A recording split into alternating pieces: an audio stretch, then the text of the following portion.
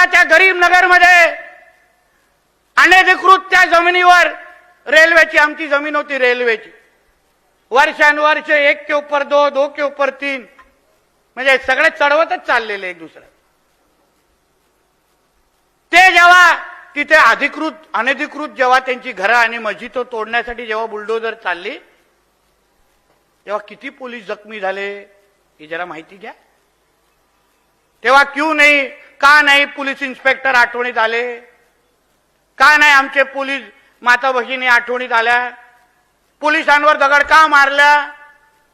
तेव्हा आपला धर्म महत्वाचा होता ना। म्हणून ही भूमिका तुम्ही लोकांनी समजून घेतली पाहिजे, पोलिसांनी बांधून टाकलं पाहिजे। जेव्हा जेव्हा दंगली झालेल्या आहेत तेव्हा तेव्हा हे लोकांनी पोलिसांवर सर्वात जास्त हल्ले केलेले आहेत, ह्याची कुठेतरी तुम्ही डायरीमध्ये नोंद करा आणि आपल्या दांड्याला ऑइलिंग करून ठेवा, योग्य जागी वापरा।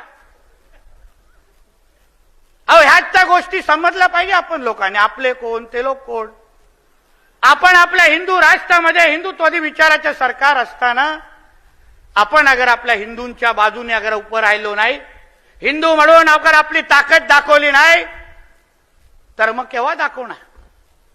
कत्तलखाने सुरू आहेत, गौहत्या होतात, इथे काही हिंदूंना घरं विकण्यामध्ये प्रवृत्त केलं जातं, एवढी